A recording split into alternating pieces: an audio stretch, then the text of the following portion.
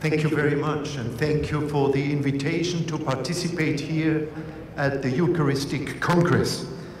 This first day of the Eucharistic Congress wishes to deepen the meaning of our common baptismal faith. La reconnaissance mutuelle du baptême au sein de l'Église et le grand don que Jésus nous a donné ces derniers temps. Il n'y a qu'un Seigneur, une seule foi, un seul baptême.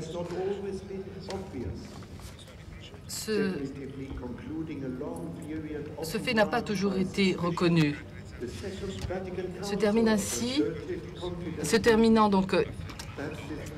À la fin d'une période marquée par le soupçon, le Concile Vatican II a affirmé que le baptême est un lien pour ceux qui renaissent en sa vertu. Nous partageons donc cette expérience dans la communauté de Thésée. La vie que nous vivons à Thésée est intimement liée à la redécouverte de notre baptême commun. Comme dit le Vatican II,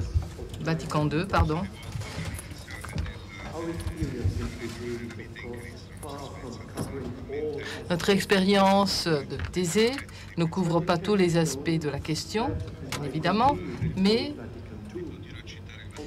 et je cite encore le Concile Vatican II, que d'une part, le baptême est toujours lien de l'humanité,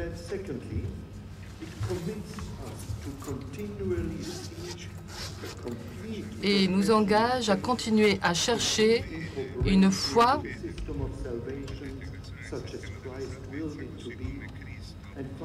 comme le Christ le décrit.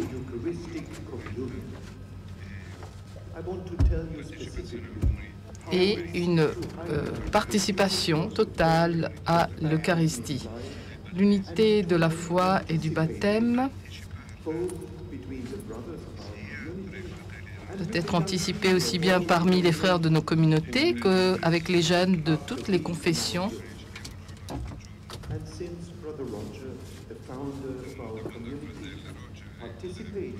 Quand le fondateur de notre communauté, le frère Roger, a participé au Concile Vatican II, dont nous célébrons actuellement le 50e anniversaire, je voudrais parler de son parcours personnel. Quand il a ouvert le chemin, donc, pour donner plus de visibilité aux chrétiens. Les premiers jours de notre communauté, en écrivant la règle de Thésée, le frère Roger s'est adressé à chaque frère de la communauté en lançant cet appel, que l'unité du corps du Christ soit votre sollicitude passionnée, et c'est cette passion qui remplit nos cœurs. Si vous demandez au frère Roger quel est le point central de sa foi, eh bien, il répondrait en citant Saint Jean, Dieu est amour. Pour lui, le cœur de l'Évangile est justement là. Pour lui, le cœur de l'Évangile était là. Il avait constaté que la vision de Dieu comme juge sévère avait fait des ravages dans la conscience de beaucoup.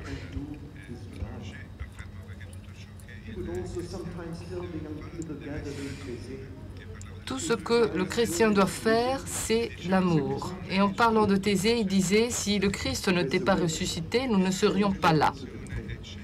La résurrection est centrale par rapport à la foi. C'est le signe que Dieu nous aime sans limite. Elle a rassemblé les 6 disciples que le vendredi saint avait dispersés, et c'est elle qui continue de rassembler les chrétiens. Son premier fruit est la communion nouvelle, née de son mystère. Oui, le centre de notre foi, c'est le Christ, le ressuscité, présent au milieu de nous, dans un lien personnel d'amour avec nous. Le Christ qui, par un baptême commun, nous réunit ensemble. Frère Roger l'appelait, cette réalité, le Christ de communion. Dans son dernier livre, paru quelques semaines avant sa mort, frère Roger écrivait « Le Christ est communion. Il n'est pas venu sur la terre pour créer une religion de plus, mais pour offrir à tous une communion en Dieu. » Communion est un des plus beaux noms de l'Église. Personnellement, je peux dire que c'est cette vision de l'Église comme communion qui m'a frappée à Thésée dès ma première visite sur la colline. Très jeune, j'avais été impressionnée d'une part par la prière et le silence, et d'autre part par la communion qui se vivait concrètement. L'Évangile vécu non pas individuellement, mais en communauté. Et je peux affirmer que, comme catholique, c'est à Thésée que j'ai découvert plus profondément la catholicité de l'Église. Maintenant, je voudrais commencer par la question « Que signifient les mots « corps du Christ » et pourquoi une réconciliation dans le corps du Christ est-elle si importante ?» Dans les lettres que saint Paul adresse à diverses communautés de son temps, il désigne l'Église par l'expression de « corps du Christ » pour essayer de leur faire comprendre le mystère de l'unité entre le Christ et les chrétiens et le mystère de l'unité des chrétiens entre eux.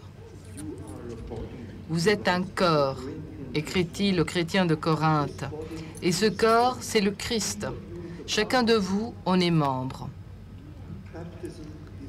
Le baptême est le fondement de l'unité de ce corps.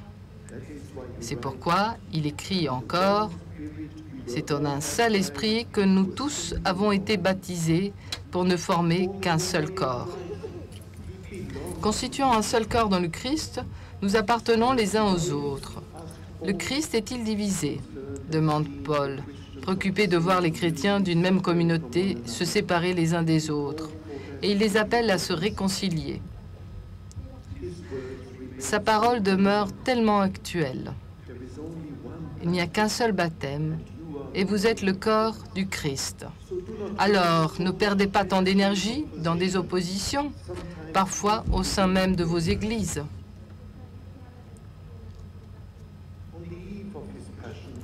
À la veille de sa passion, le Christ a prié « Que tous soient un. Comme toi, Père, tu es en moi, et moi en toi, qu'eux aussi soient en nous, afin que le monde croie que tu m'as envoyé. » Souvent, ces paroles « que tous soient un » sont interprétées comme une exigence à mettre en pratique. Mais ils expriment d'abord le don que le Christ fait à l'humanité. Il nous porte en lui, par le baptême, il nous fait entrer avec lui dans la communion de la Sainte Trinité. Il nous rend participants de la nature divine. Il ne prie pas seulement pour que tous soient un, mais pour qu'ils soient un en nous. Le Christ nous demande que chacun soit un. C'est offert à tous ceux, tous. C'est pour l'humanité tout entière. Cette communion en Dieu, accomplie par le baptême, est un échange. En s'incarnant, Dieu choisit de revêtir la fragilité humaine. Il vient habiter nos déchirures et nos souffrances. Le Christ nous rejoint au plus bas. Il se fait l'un de nous pour mieux nous tendre la main. En lui, Dieu accueille notre humanité et, en échange, il nous communique l'Esprit Saint, sa propre vie. La Vierge Marie est à jamais la garante que cet échange est réel. Elle soutient notre espérance qu'il aboutira à la vie de l'humanité en Dieu. Nous pouvons être infiniment reconnaissants à la théologie orthodoxe de mettre cela en évidence d'une manière si profonde. L'an dernier, je suis allé avec quelques-uns de mes frères et 250 jeunes de toute l'Europe participer aux célébrations de la Semaine sainte de l'Église orthodoxe à Moscou. Le Christ est ressuscité. Nous l'avons répété je ne sais combien de fois la nuit de Pâques. Et je sentais descendre jusqu'au plus profond de moi-même la certitude que le Christ nous donne de participer déjà sur la terre à sa résurrection.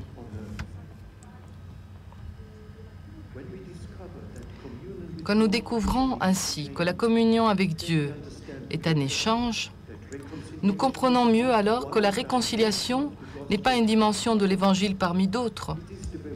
Elle en est le cœur même. Elle coïncide avec ce qui est au centre de notre vie de baptisé. Elle est le rétablissement par le Christ d'une confiance mutuelle entre Dieu et l'humanité, commencement d'une création nouvelle. Et cela transforme les relations entre les hommes. Le Christ fait de tous les baptisés des ambassadeurs de réconciliation dans le monde. Nous sommes le corps du Christ, non pas pour être bien entre nous et nous replier sur nous-mêmes, mais pour aller vers les autres. Le corps humain a pour vocation d'exprimer la personne vers l'extérieur. De la même manière, le corps du Christ a pour vocation d'exprimer que le Christ veut réconcilier toute l'humanité. Nous ne pouvons recevoir l'unité avec Dieu sans recevoir l'unité entre tous les hommes. La raison d'être de l'Église est d'en être le signe visible, le sacrement. Le Concile Vatican II l'a exprimé avec grande clarté par ces mots. L'Église est, dans le Christ, en quelque sorte, le sacrement, c'est-à-dire à la fois le signe et le moyen de l'union intime avec Dieu et de l'unité de tout le genre humain. Si la communion, fondée dans le baptême en un seul esprit, est un don de Dieu, alors l'écuménisme ne peut pas être d'abord un effort humain pour harmoniser différentes traditions. Il doit nous placer dans la vérité de la rédemption du Christ qui a prié. Je veux que là où je suis, il soit aussi avec moi. L'apôtre Paul le disait d'une autre manière. Notre vie est cachée avec le Christ en Dieu. Le premier effort œcuménique est de chercher à vivre la communion avec Dieu, dans le Christ, par l'Esprit Saint. Maurice Zundel, le théologien suisse du siècle passé, a admirablement expliqué comment, et voici une citation de lui, c'est dans une union mystique avec le Christ que l'écuménisme peut trouver son aboutissement. Sinon, ajoute-t-il, l'écuménisme n'est plus que bavardage. Il est vrai que les églises et communautés ecclésiales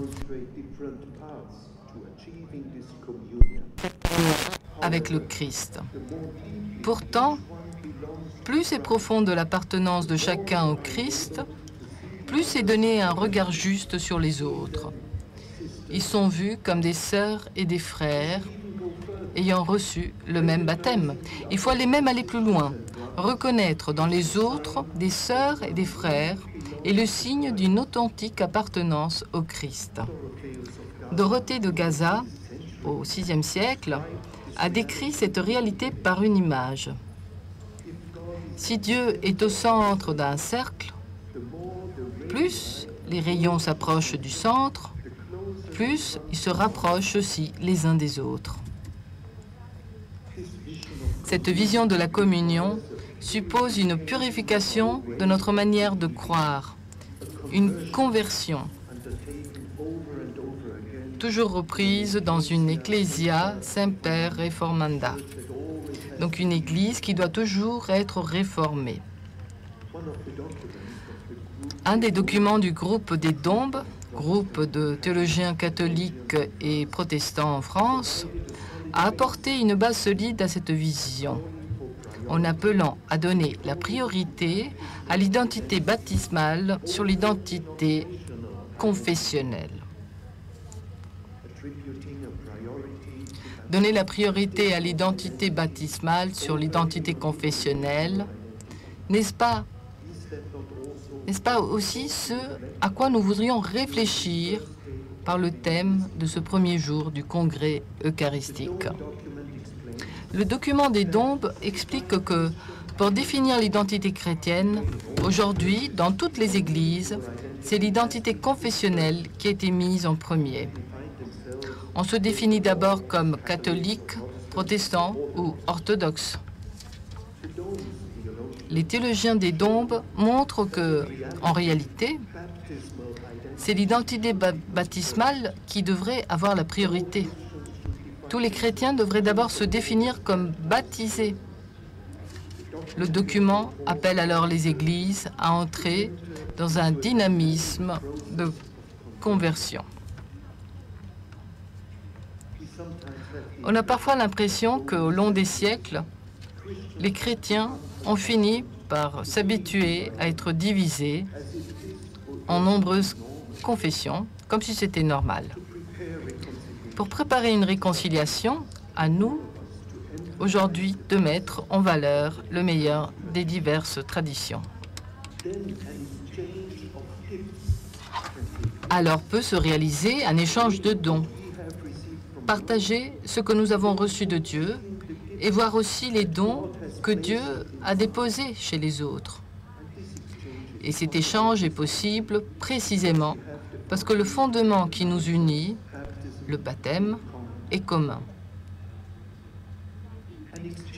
Un échange de dons a commencé. À travers des prières communes et des rencontres personnelles, une estime mutuelle s'est approfondie.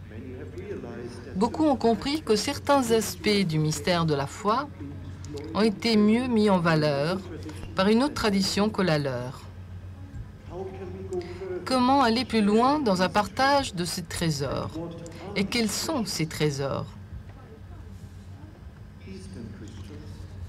Les chrétiens d'Orient ont mis l'accent sur la résurrection du Christ qui déjà transfigure le monde. N'est-ce pas grâce à cela que beaucoup d'entre eux ont su traverser des décennies de souffrance dans les siècles passés? L'Orient a gardé l'enseignement des pères de l'Église dans une grande fidélité. Le monachisme qu'il a donné à l'Occident a insufflé dans toute l'Église une vie de contemplation. Les chrétiens d'Occident pourraient-ils s'ouvrir davantage à ces trésors? Les chrétiens de la Réforme ont souligné certaines réalités de l'Évangile. Dieu offre son amour gratuitement. Par sa parole, il vient à la rencontre de quiconque l'écoute et la met en pratique. La simple confiance de la foi conduit à la liberté des enfants de Dieu, à l'immédiateté d'une vie avec Dieu dans l'aujourd'hui. Chanter ensemble intériorise la parole de Dieu. Ces valeurs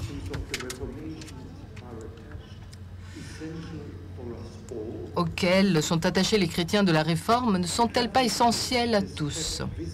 L'Église catholique a gardé visible, à travers l'histoire, l'universalité de la communion dans le Christ. Sans cesse, elle a cherché un équilibre entre l'Église locale et l'Église universelle. L'une ne peut exister sans l'autre. Un ministère de communion, à tous les niveaux, a aidé à maintenir une unanimité dans la foi. Tous les baptisés ne pourraient-ils pas aller plus loin dans une compréhension progressive de ce ministère? Après avoir exprimé comment le baptême commun est le fondement de l'appel à la réconciliation dans le corps du Christ, j'en viens maintenant plus concrètement au chemin de frère Roger et de notre communauté. Est-ce parce que frère Roger a été conséquent jusqu'au bout avec sa vision de l'Église réunissant tous les baptisés qu'il a reconnu par différents responsables d'Église. Il a été reconnu comme un frère partageant la communion dans le Christ.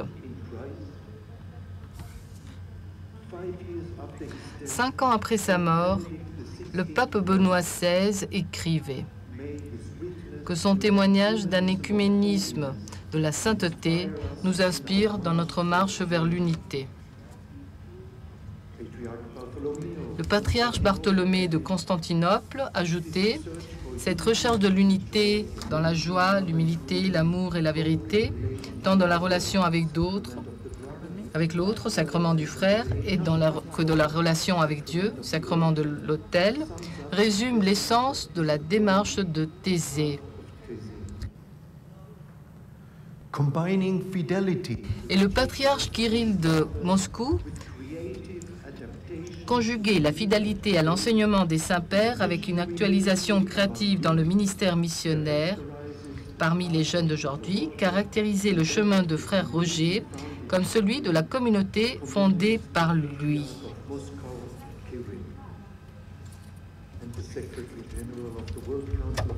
De son côté, le secrétaire général du Conseil œcuménique des Églises, Olav Tveit, rappelait ce que frère Roger a accompli pour inspirer les églises du monde entier. Le frère Roger vivait un Christ. Est-ce que cela lui a donné de discerner la présence du Christ chez les autres?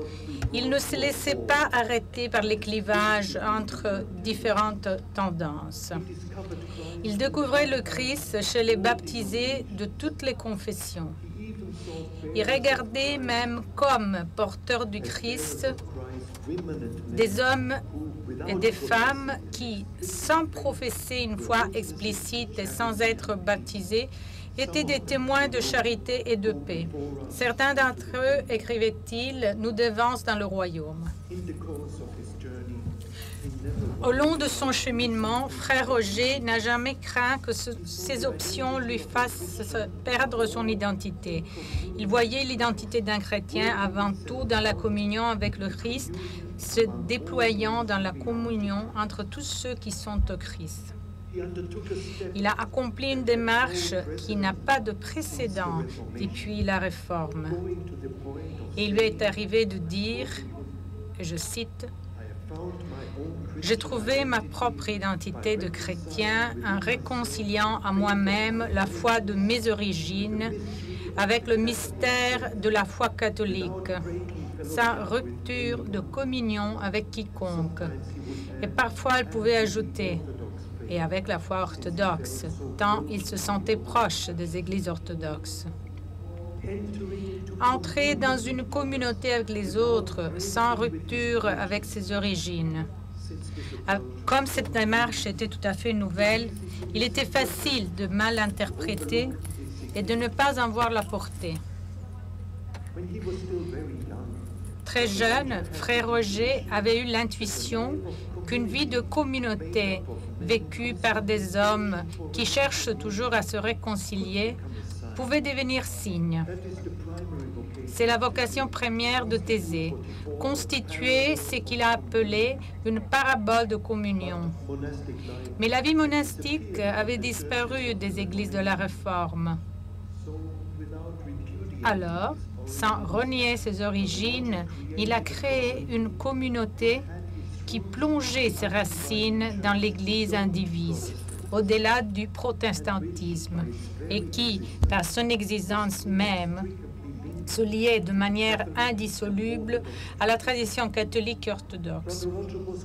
Il était convaincu qu'une telle communauté pouvait donner une visibilité à l'unité du corps du Christ, qui n'est pas seulement devant nous comme un but, mais qui existe déjà en Dieu. L'Église est divisée, mais dans ses profondeurs, elle est indivise. Dans le corps de Dieu, elle est une. À nous alors de créer des lieux où cette unité peut émerger et devenir manifeste. Frère Roger respirait tellement dans l'Église indivise qui, né dans une Église de Réforme, Il voulait que la communauté qu'il crée anticipe la communion avec l'Église catholique et avec les églises orthodoxes. Notre communauté a cherché très tôt à exprimer une communion avec l'Église orthodoxe. En 1965, le patriarche Athénogaras a envoyé des moines à Thésée pour qu'ils partagent plusieurs années la vie monastique avec nous. Des liens d'amitié et de confiance avec les églises orthodoxes ont été approfondis jusqu'aujourd'hui. Quand, à la fin des années 60, les premiers frères catholiques sont entrés dans notre communauté, la question d'anticiper la communion avec l'Église catholique est devenue encore plus pressante à l'intérieur même de la communauté. Comment surmonter l'obstacle de la séparation entre ces deux traditions? Pour Frère Roger, dans sa vie personnelle, entrer progressivement dans une pleine communion avec l'Église catholique s'est concrétisé en 2 points. Recevoir l'Eucharistie et reconnaître la nécessité d'un ministère d'unité exercé par l'évêque de Rome. Il ne voyait pas l'expression d'un œcuménisme de retour parce que, selon lui, depuis Jean XXIII et le Concile Vatican II, l'Église catholique avait accueilli les grandes demandes de la réforme. La priorité de la grâce de Dieu, la liberté de conscience, la foi centrée sur le Christ, la place donnée à la Bible. Et il aurait apprécié d'apprendre en 2008 que le synode des évêques à Rome, consacré à la parole de Dieu, avait rappelé que les deux réalités unissaient déjà tous les chrétiens, le baptême et la parole de Dieu. Ce chemin de Frère Roger est délicat, exigeant, et nous n'avons pas fini de l'explorer. À sa suite, à Thésée, nous voudrions anticiper la réconciliation par nos vies à partir du baptême qui nous unit. Vivre déjà réconciliés. Et nous espérons que cette expérience puisse contribuer à préparer une avancée théologique. Dans l'histoire de l'Église, à la fois vécue, n'a-t-elle pas toujours précédé l'expression théologique? Dans l'avenir, nous continuerons à Thésée à nous appuyer sur 2 démarches que notre communauté a accomplies au début des années 70. La première démarche, depuis 1973, avec l'accord et l'encouragement de l'évêque d'Autun, le diocèse où se trouve Thésée, nous recevons tous la communion de l'Église catholique. C'était la seule possibilité qui nous a été donnée de communier ensemble. La recherche de la théologie œcuménique, notamment celle de notre frère Max sur le sens du mémorial, nous a permis d'acquérir une même compréhension de l'Eucharistie. Et la deuxième démarche fondamentale pour notre communauté est celle-ci.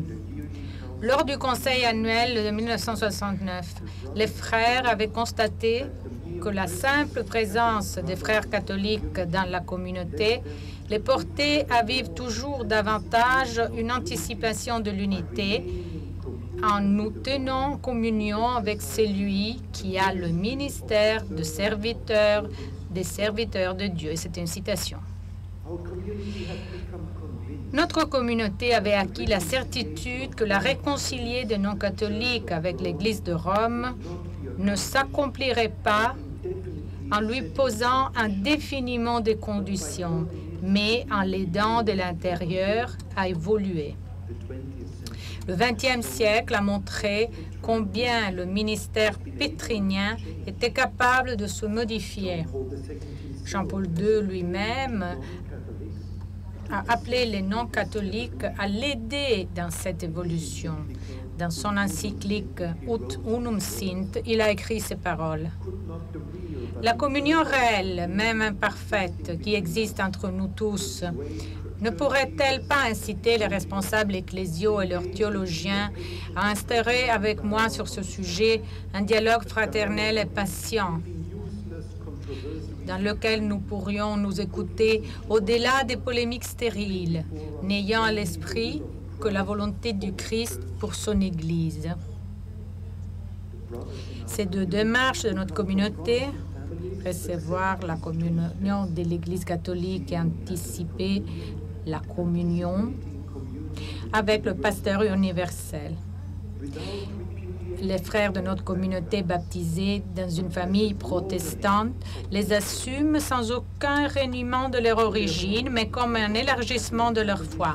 De leur côté, les frères qui viennent d'une famille catholique trouvent un enrichissement à s'ouvrir dans la ligne du Vatican II au questionnement et au don de l'Église de la Réforme. Cela nous est devenu très naturel. Si ces démarches impliquent parfois des limitations et des renoncements, peut-il y avoir réconciliation sans renoncement? L'élargissement d'une vie de communion est incomparablement plus important.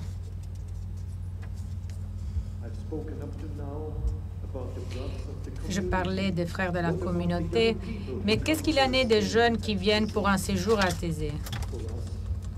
Pour nous, ce qui touche les jeunes est primordial. C'est même une préoccupation quotidienne. Comment trouver de nouveaux chemins pour communiquer l'Évangile aux jeunes d'aujourd'hui?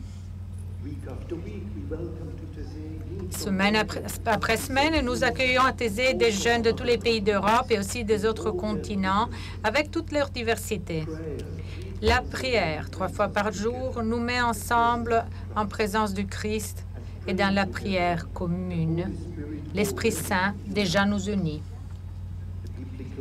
L'enseignement biblique donné chaque jour aux jeunes permet d'aller à la source commune à tous. Et nous réfléchissons avec eux sur la manière de continuer cette recherche dans leur vie de tous les jours. Ces jeunes grandissent dans une société éclatée qui n'offre pas de repères solides. Ils sont confrontés à des choix de vie souvent difficiles. Dans le domaine éthique aussi, les divisions entre chrétiens n'aident pas les jeunes à trouver comment concrétiser l'Évangile dans leur existence personnelle. Concernant ce domaine délicat, plutôt que de définir des positions trop vite tranchées et qui s'éloignent les uns des autres, les chrétiens ne pourraient-ils pas prendre plus de temps pour dialoguer et favoriser un cheminement commun? Pour notre part, à Thésée, nous essayons d'aider les jeunes à pressentir l'unique Église du Seigneur dans sa visibilité, tout en respectant les traditions des différentes églises, ce qui implique forcément une tension. Concernant l'Eucharistie, nous faisons en sorte que les jeunes aient la possibilité de communier dans leur propre tradition. La messe catholique est célébrée tous les jours. La liturgie orthodoxe a lieu quand il y a des participants orthodoxes venus avec des prêtres. Quand il y a des groupes anglicans, luthériens ou réformés, ils sont invités à célébrer une Eucharistie selon leur tradition. Nous constatons que de nombreux jeunes, après avoir séjourné à Thésée, s'engagent plus activement dans leur église d'origine, tout en ayant acquis un sens plus aigu de l'Église universelle. Nous ne prétendons pas à Thésée d'avoir trouvé une solution. Nos manières de faire sont imparfaites. Nous savons que notre situation est provisoire dans l'attente de l'unité pleinement réalisée. La visibilité de l'unité que nous cherchons à vivre ne résout pas toutes les questions. Mais nous essayons d'entrer dans une dynamique de la réconciliation. Nous voudrions qu'elle entraîne des chrétiens séparés à mieux prendre conscience de leur baptême qui est commun, à apprendre à appartenir les uns aux autres, à purifier leurs traditions respectives, à faire la distinction entre la tradition et les traditions qui ne sont que des coutumes, à avancer dans un écuménisme qui ne se contente pas de maintenir les chrétiens sur des rails parallèles. Ainsi pourrait s'ouvrir une période transitoire vers la réconciliation. Et maintenant, j'en arrive à la fin pour souligner que l'amitié offerte par le Christ stimule à aller ensemble vers les autres, à être attentif aux plus faibles. Le Père Roger disait « Dieu est uni à chaque être humain sans exception. Il avait dans son cœur tous les humains de toutes les nations, en particulier les plus pauvres, les jeunes, les enfants. » Cette vision d'une communauté universelle nous a amenés à créer des fraternités de quelques frères qui partagent la vie des plus démunis dans les différents continents. Ces frères sont dépourvus de moyens pour modifier d'innombrables situations de détresse. Mais pour certains d'entre eux, se tenir quotidiennement devant l'Eucharistie, c'est comme une source de vie qui leur permet, par leur simple présence, de laver les pieds, si j'ose dire, des gens de leur quartier. J'ouvre ici une parenthèse. Ceux de nos frères qui vivent sur d'autres continents se trouvent fréquemment en contact avec de nouvelles assemblées de chrétiens qui naissent en grand nombre, surtout dans les continents du Sud. Que nous le voulions ou non, ces nouvelles assemblées nous posent à tous une question. Nous enfermer dans un jugement catégoriquement négatif peut certes se justifier par de bons arguments, mais une attitude purement négative ne tient pas compte, à mes yeux, de toute la réalité. Il y a beaucoup de diversité parmi ces nouvelles assemblées. Elles professent parfois des doctrines que la grande tradition de l'Église ne peut pas accepter. Mais peut-être, plus que nous le pensons, ceux qui appartiennent à ces communautés ont un authentique amour pour Jésus, puisque des drogués sont guéris, des alcooliques abandonnent la boisson, des hommes reprennent leur responsabilité de père de famille. Le frère Roger a écrit un jour ces paroles que nous voudrions méditer et encore méditer. Quand inlassablement l'Église écoute, guérit, réconcilie, elle devient ce qu'elle est au plus lumineux d'elle-même, une communion d'amour, de compassion, de consolation, limpide reflet du Christ ressuscité. Et j'arrive à ma conclusion. J'ai beaucoup parlé de Thésée ce matin. Ce n'est pas pour mettre en avant notre expérience, mais c'est pour partager avec vous notre espérance et pour vous dire, notre certitude qu'il est possible déjà maintenant de donner une visibilité à la communion dans le même baptême. Je voudrais insister encore une fois.